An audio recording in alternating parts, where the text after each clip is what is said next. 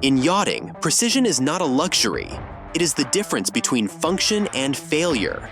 Every weld, every joint, every engineered solution must perform, not just in theory, but at sea.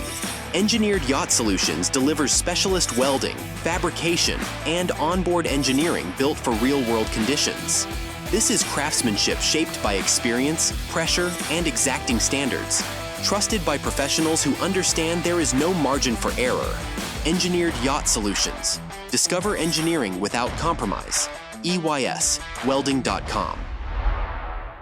Morgan Sandoval, welcome to Yachting USA. Thank you for having me, Rick. What a pleasure. And what a beautiful place we're in. We're at Pier 66 right now. It's beautiful. Megan Lagasse, who is the dock master here, has been kind enough to once again offer the resort facilities for our mobile studio. You would know we're in the middle of our winter, would you? This is great. This is great. So we're going to talk about getting Morganized. Yeah, and I love this because we met a few weeks ago. It's funny, I reached out, I saw something that had been posted about this yachting event. I thought, fuck, I need to be part of this. And I hit something up on a website, and was that next evening, we were at an event in Miami Beach during the show, and you walked up like, Rick, you just reached out, like, wow, I'm impressed. Follow-ups have turned in person now. I tell you what, you can't beat that. And we had a nice conversation down in South Beach about this event, the Global Superyacht Forum Miami, which happens this coming April. But in the process, got to talk to you a little bit about, I always ask the question, how did you get into this world? The wonderful world of yachting, the luxury yacht space. Everybody's got a different story. Everybody's got a different pathway. And I'm extra interested when I talk to younger people because I do recognize that my pathway coming into the maritime industry is so different from most young people who come in today.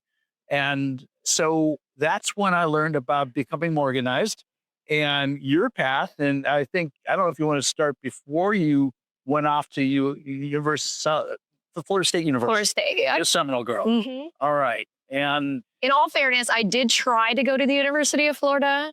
It just wasn't for me. Wasn't for you. I tried 1 year. I was not a Gator girl. Okay. And so I traded.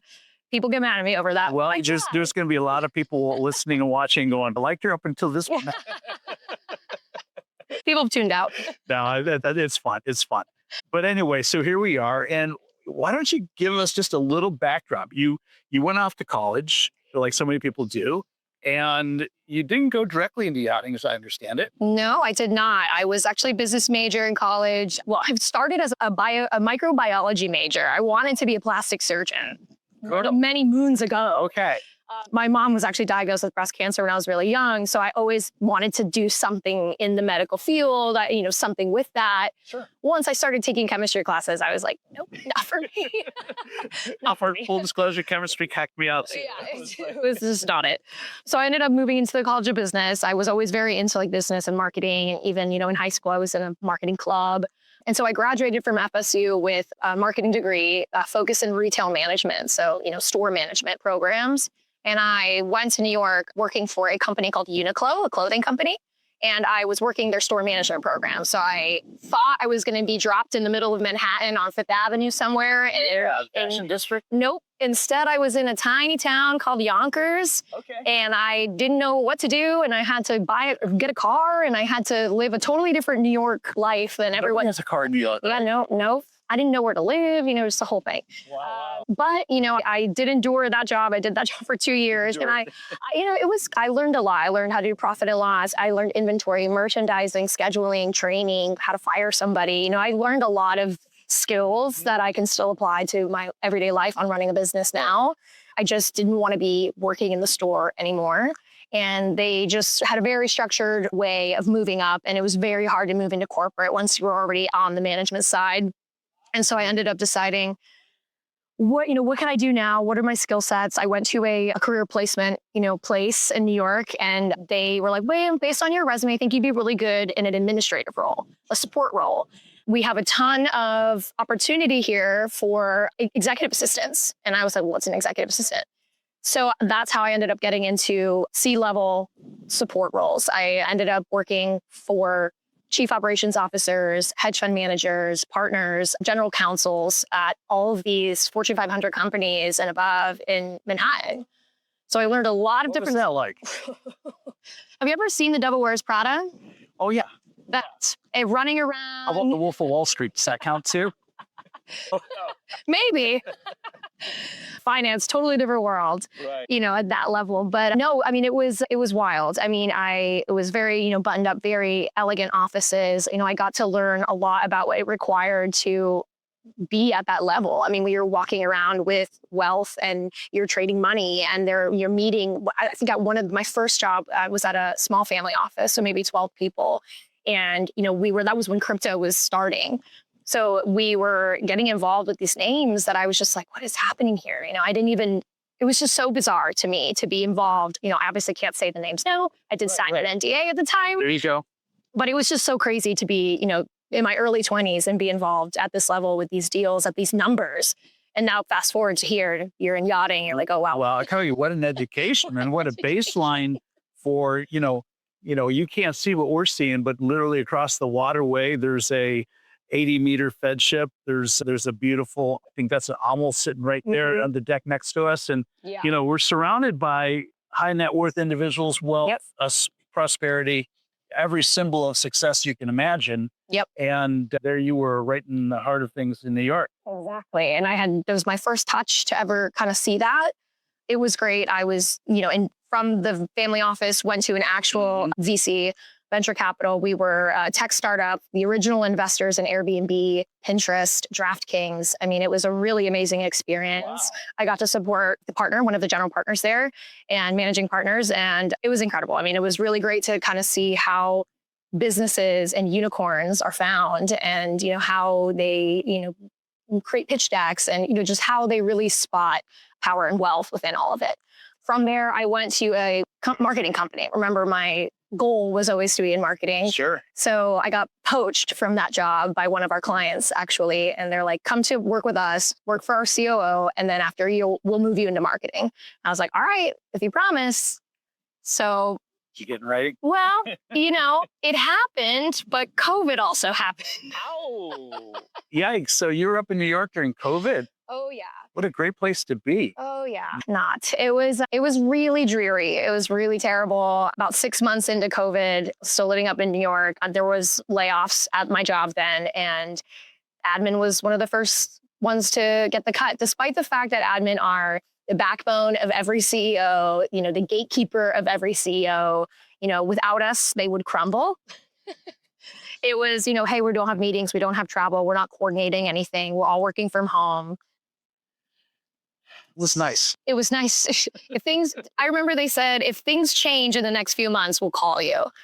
It took a little more than It took a little more than a few months. Yeah, so that was, July 2020. Oh, wow. So It's really early into it. yeah. And I basically, at that time, my partner was a boat captain. So he was working at a company called Sea the City Jet Skis first. And we used to have a hot tub boat here. I don't know if you recall the Sea the City hot tub boat. Yes. So we worked there together. Like, I met a bunch of friends through there. That was kind of like our COVID job. I needed to have something to do. And that was my first touch. So I've heard a lot of stories about people getting into yachting. First one coming in on a hot tub boat. Yeah. Hot tub boat. Right. I was pushing out jet skis for jet ski tours. I was checking in people for their tours. It was just like to go from this like cushy corporate girl, Manhattan, rushing to work on this. I used to take the subway to 14th Street Union Square and then ride my city bike a mile to my office and do that every day. It was just like a completely different life, and then the rug just gets ripped out from under you and then you pivot and you have to just Reinvent. Yeah, exactly. I talk about that a lot, reinvention. Exactly. And it's never necessarily easy and it's almost always scary. Yeah. But I don't know about you. Every time I've had the opportunity or need to reinvent, it's worked out way better than I thought it would. Yes. So sometimes you need that. Like, in the moment it feels... Dance in a way. Yeah. In the moment it feels like, why is this happening to me? This always happens. But then, if you just give it some time to breathe, it usually rectifies in a way that might even be better. Well, and I did feel that. I did... From the jet ski tour company, I ended up meeting the yacht broker that I ended up then being hired to work part-time. He was like, my business is booming during COVID. I think we all can agree. I think everyone who ever thought about buying a boat bought a boat. You could build a boat, you were in business. Exactly. And, so he was like, I need some help. You used to be an EA, an executive assistant. Why don't we just, start at 15 hours a week? I think after 3 or 4 weeks, he was like, all right, let's do full time. And I worked with him for 5 years. I worked at large brokerage. I worked at a smaller brokerage. I got to experience both sides of it. And I went from, managing emails and lead and flow to creating listings, doing contracts. I have my broker's license now, charter referrals, marketing deliverables, basically the backbone. It felt like he was the CEO and I was every other C department. So it's like, I finally. Well, as back office admin, if you're able to fill in those gaps, you become essential. Yes. Yeah. And you learn a lot. The key in being an EA was always, that was kind of like the rule that we all knew, us EAs in New York, was become indispensable. Mm-hmm. Yeah. Yeah. And that takes ambition. Oh, yeah. And some vision, a little bit of thought. Yeah. That means you eventually figured out how to become organized. Yeah. Let's talk about that. I love that. You turned your name into an adjective, which is cool. And, it does a couple things. It creates memorability. It kind of cements yourself in somebody's thought. But more importantly, I think it differentiates you a little bit. Yeah. Yeah. So what is that? What is it like to be Morganized? So the concept is that no business can succeed in chaos. I mean, you have to be organized. You have to have structure. There has to be some routine. And so, obviously my name is Morgan and I created an LLC a couple of years ago. And it was just, hey, if I'm one day going to be like my dream job, someone asked me, if you could do anything with what you're doing now, what would it be? I was like, I don't really know, but if I could pick something, it would be something that's involved with consulting and making businesses better, making them run more efficiently, making teams work together better. I remember specifically at one of my corporate jobs in Manhattan, we had an executive coach come in and broke us all up the C-level, including the admins. We all had to get broken up into teams and do this kind of like a personality test. There's so many of them. This one had to do with colors. And you got ended up getting assigned a color. And then it talked about how each color worked with the others. And I thought it was fantastic. I used it going forward. And, when I had my management jobs, I had used it. I had used it back in the day. Like I had used it so many times, different personality tests, but this one was so cool. And I thought it was so accurate. And I just felt like this is something that all businesses will thrive on. I noticed so many times throughout my days that people would come and go because they wouldn't work well with the team or because they were, not meeting milestones or KPIs. And so for me, it was like, hey, I'm becoming backbone of people's businesses. I kind of want to become the backbone of my own. Mm-hmm. So Morganized became a thing. And the adjective just kind of came in. If I'm going to consult, I'm going to Morganize the situation. Makes sense. I'm going to make it my level. I might have a little bit of control issues. Yeah, well. Just a little bit. It's okay. That's my therapist. They got to stay in business too, right? Yeah, well, we'll go down that rabbit hole pretty soon, I think. Before I take us there, though, you then did get kind of ties into your organization, your yachting connections, your back office capabilities, and then you got brought in to help with this Global Superyacht Forum Miami. Yeah. That's kind of cool. Yeah. So I stopped working in brokerage in December, and I started, immediately launched a charter website to continue working on charter referrals. So that's where Morganized Yacht Charters has kind of continued. Morganized is kind of like an umbrella. Everything has happened really quickly. As we said, reinvention, times are changing, economy is changing. So here we are. And I always pictured there'd be one side of it being consulting, one side of it being charter referrals, because I can always continue working in charter. I can always have those relationships. I always have a book of business that's going. So that's still going on. That's still moving. And then the consulting aspect just happened a lot faster than I expected it to. I'm the marketing director of Young Professionals in Yachting. And we had our gala in January, and it was my goal. I wasn't invited to that. Next time, you can be my plus one.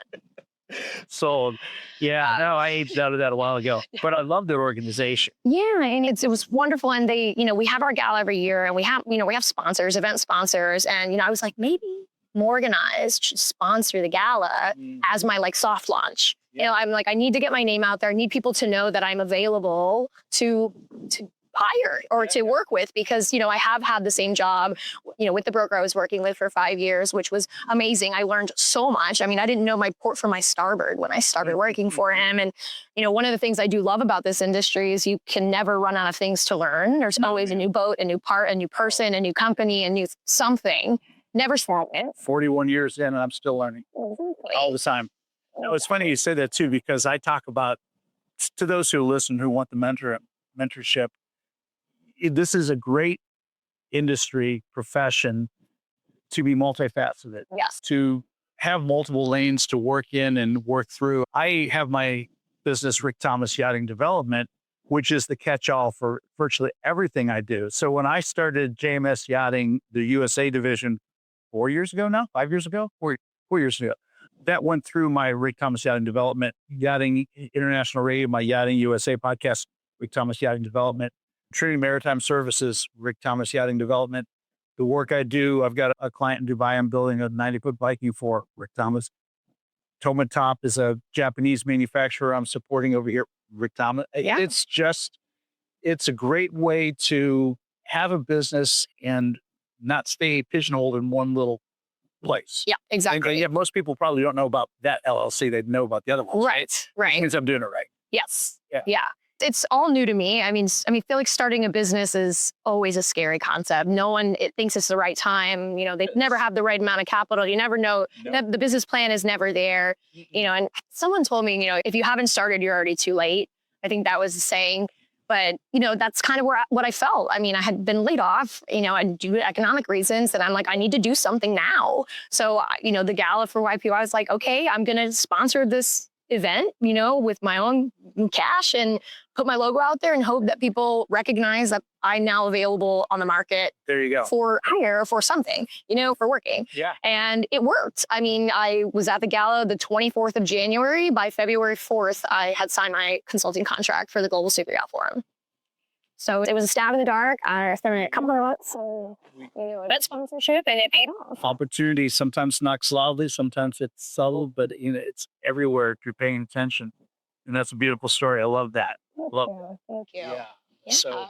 Yeah. So that satisfies my curiosity about the organization of your brand and what you're doing. We talked a little bit about some other challenging topics that don't often get spoken about. And we both agreed coming into this conversation that we were going to be a little vulnerable and willing to talk about things such as grief and abuse and some of the challenges that we as humans going through this human experience have to deal with. And I just wanted to give you an opportunity to touch on that if you'd like to. Yeah, absolutely. I know we had talked a little bit about it. We share a lot of it of that space as well. But yeah, I had mentioned earlier, my mom had passed away or was diagnosed with cancer. And my mom did pass away when I was pretty young, when I was about 3.5. So Really?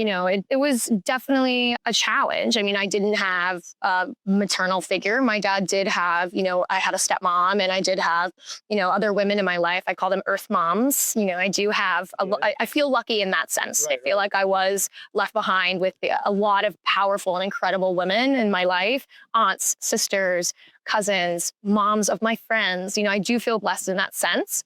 But, it's tough. I'd still go all the time with moments where, I've never seen mom ringing on my phone. I've never been able to see that or text when I need something, or I think about milestones in life, like, my wedding dress shopping, or because, I'm not married. I haven't experienced that yet.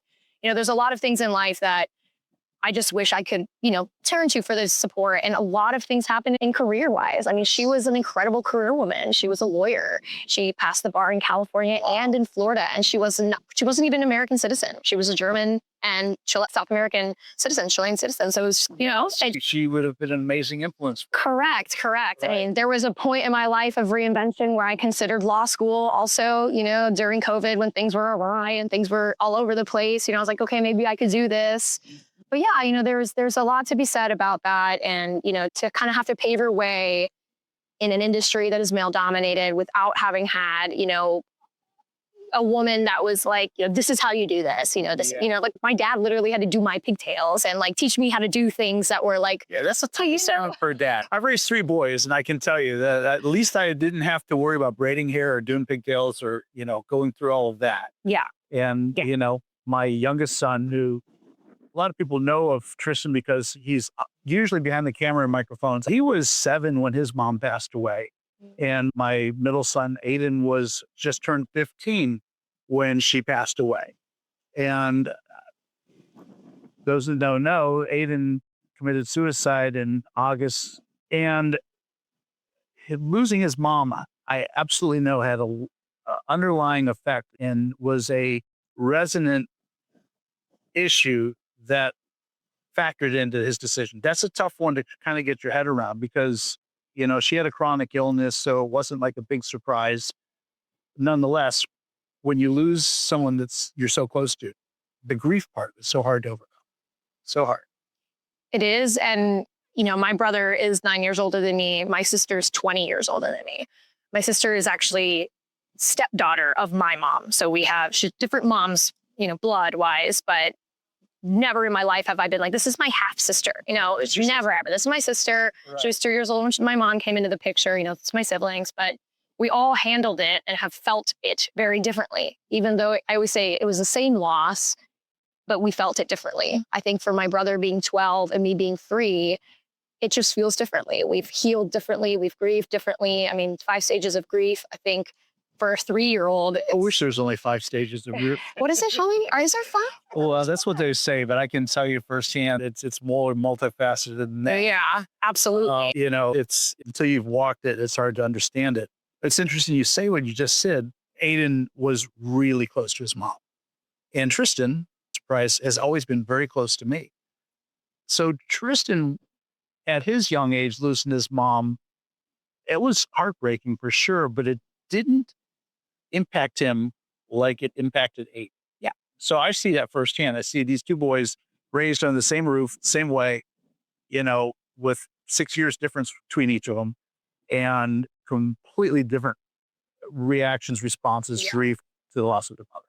Yeah. And I can imagine, from your end, I think about it all the time with my own father. I was obviously so young, but to have to handle that and decide how to face it in 2 different directions and still continue yourself every day. To continue, yes. You don't have a choice. And you have to work and you have to provide food and you have to cook the meals and you have to continue. Yeah. It's tough. And it's important to keep a smile on your face and try to keep things good for the family you have and, and realize that, your life and role in this world continues.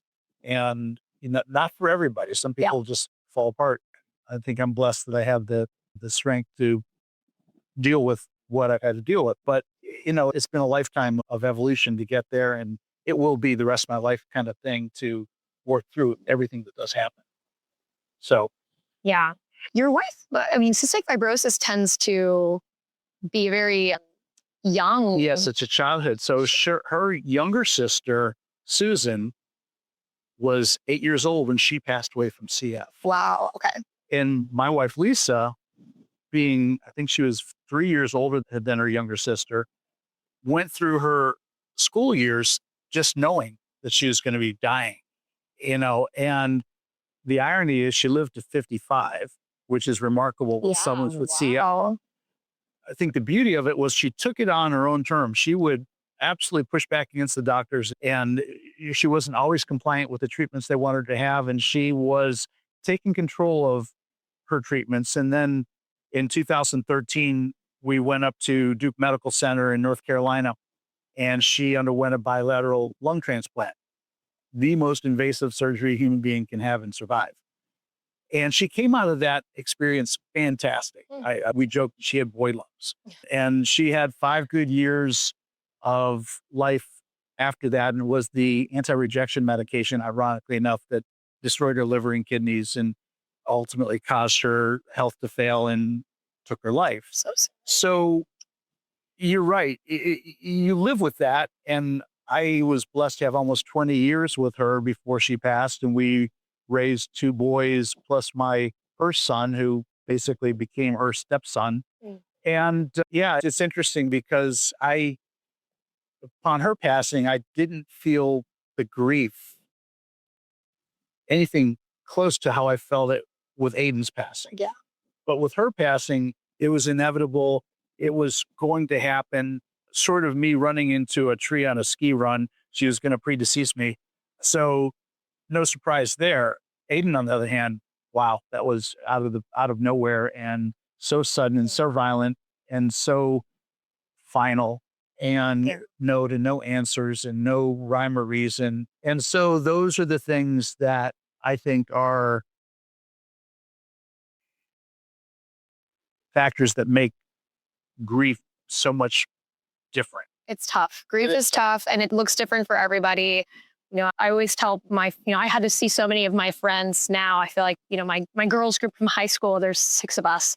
And now 3 of us have lost a parent. I used to be the only one in the club. And now there's 3. And we're obviously getting older and that's going to happen. I was going to say, and it just is what it is. And, one of my best friend's moms passed when we were in college and it was also from breast cancer. And I was just like, I went through a moment when that happened where I felt extreme guilt over feeling almost more sad for the loss of Netta than the loss of my own mom. And it wasn't that, I worked through those feelings, but it wasn't that. It's just, I was an adult, watched it happen as an adult. You understand Right. Like I have 4 memories of my mom, 4. And one of them is the day she died. Wow. So it's like, they're really just things that I can piecemeal. Yeah. And so many of them are, think about a 3-year-old, how tall they are. Like they're from the ground. Like everything is so like low or like low hanging fruit or she's sitting down, it's very interesting. So I think it was just almost like reliving it again. And then my friend also lost her father later on. So it was, I hate that they're in this club with me now. And I just feel like I wish I could take the pain because I'm used to it almost, it's almost like I've been living this for 30 years. Well, you have. So I know you do advocacy, obviously, for CF with the crossing. Do you do any advocacy at all for suicide prevention? No. Thanks for asking the question, Morgan, because I do talk about suicide awareness. I am very comfortable in integrating it into my podcasts. Between losing Lisa to cystic fibrosis and having the opportunity to work with Piper's Angels Foundation. And is it your sister-in-law? Stepsister. Stepsister, Yeah. Tatiana. I love her. She was on one of my podcasts about 2 years ago. She was on all 4 of these crossings with me, and she's a wonderful human being. She lost her sister to CF. Yeah, her sister-in-law, Megan. Yeah. Megan, yeah. Yep. I've known Megan and the Tim's family since Sean and Tatiana have been together, and that was a huge blow to the family. Even though, as you said, it's not, it's something that you kind of know deep down is imminent. Yeah. Still, it's so painful. And, I always like, at least in Megan's case, to think, she found love. She did. She was married. She got home. She had pets. Like she really had everything that they never thought she would have. Reminded me a lot of Lisa. Oh, really? No. Well, yeah, because Lisa always wanted to have children with CF. She couldn't have her own children. So we adopted my 2 youngest boys. And so she got to have that. I cut Aiden's umbilical cord at birth. Oh, that's so nice. I didn't know that. So it's one of those things. You get to live your fullest, best life you can. Yeah. And, when it's your time, you've had the best life you can. And I think it's great that you do advocacy. And I think, you're right. The awareness is so important. I've had family as well that go through depression and have gone through, dark times. And I feel like the biggest support you can be is understanding how to talk to them, how to spot the signs, how to. Right. My best friend has gone through this and very recently. And one of the biggest issues I faced was how to be an active listener, just knowing how to respond and, not taking over the conversation and not jumping down someone's throat or asking too many questions. And you have to leave it open-ended. And there's a lot of tactics. And I mean, to me, it's about showing you care, having compassion. And active listening is an art form. Yes. It really is. Most of us go through life and we've got our own things and thoughts and agendas. And you want to learn how to be a good active listener? Host a podcast. Trust me. It's like your brain is divided in half, and half of you is actively listening to the conversation while the other half is trying to figure out what rabbit hole we can go down next and how is this thing going to run and flow and all of that. But active listening is so important because when people know they're heard, that's when Yeah. magic happens. Absolutely. One of the biggest things with grief is perseverance and, being able to move forward, like you said. And in life, we all go through different things. And I think there's a lot of support in life for that and leaning on the ones that we love. And I think therapy is a wonderful thing. Yeah. If you get the right therapist. Yeah. Therapy is like dating, finding the right therapist. Oh my goodness. Yeah. Yep. No, when you got a good one. Yeah. And then You just got to keep starting. you over. never know what We do. too. Been there, done that. But, some of the best therapy, as far as I'm concerned, is getting on one of these boats Oh my and gosh. just getting out in the ocean and be an active listener to yourself. Mhm. And, all of that work, and it really is work, comes together depending on where your head is at and what it is that you feel you need for your best self. Right now, I'm living my best life. And I would be absolutely, honestly, truthful about that, because I'm sitting here in this space right now having this conversation and knowing that someone's going to be listening to this and there's going to be a takeaway. Maybe they'll reach out to one of us because of what they heard, but I feel like I'm giving more than I'm taking. Yeah. And I think that's a beautiful place to be. Yeah, I agree. The reinvention is solid. I've always lived by this since I was probably in high school, but the only person who's going to be there in the end for you is you. It really is you. I mean, you could have the best of friends and an amazing family, a great mentor, a great partner. But in the end, really, it's just you. So you have to take care of yourself mentally, your health, everything, just as much as you can. Well, we're having a human experience. Yeah. I think this industry is so hospitality driven, so people driven. Yeah. I think I had said this to you. We're at lunch the other day, but you can't really be an introvert, in this. You're right. In terms of, you have to be open to engagement. You have to be open to chatting. You have to be open to, being involved, whether you're crew, whether you're, even if you're on the back end, if you're getting your hands dirty, whatever, no matter what side you're on, this industry just is a little bit more of a people person, a people business. Yeah. And you have to, build yourself up to that too. So Yeah, I love it. I love it. appreciate it. Well, Morgan, I appreciate this conversation. I hope those that are listening to this go, this lady is interesting. I want to see about getting Morganized too. Yeah, a business Because recipe for success. No, I think you have a wonderful future career ahead of you. I think you've got the right mindset. You bring a vibrance and energy. Thank you. You're a beautiful soul, and hope only for the most amazing success for you. Thank you. I appreciate it. I hope so too. This is new. Just know it. This is new. Yeah, no, Just I'm know it. manifesting it. No, this new Just know it. new venture is really gonna be exciting.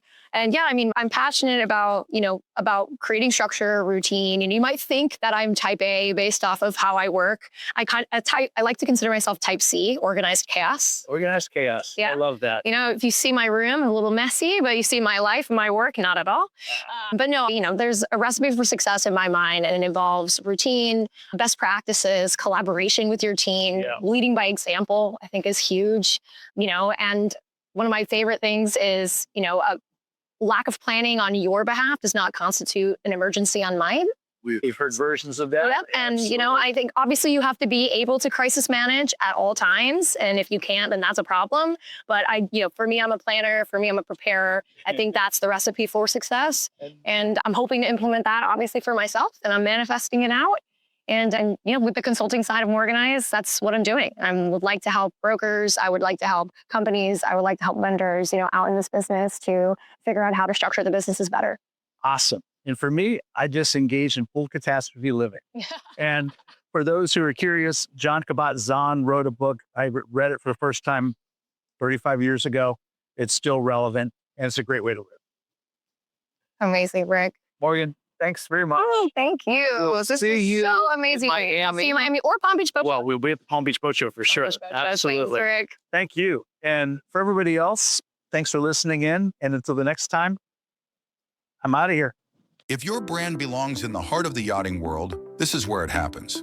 Yachting International Radio reaches over 1 million yachting professionals and enthusiasts every month, with 77 million impressions, 220,000 social followers, and 74,000 podcast subscribers. Our hosts are insiders, crew, captains, CEOs, trusted voices shaping the industry. This is targeted, high-impact advertising in a luxury niche. Visit yachtinginternationalradio.com/advertise. Your audience is already listening.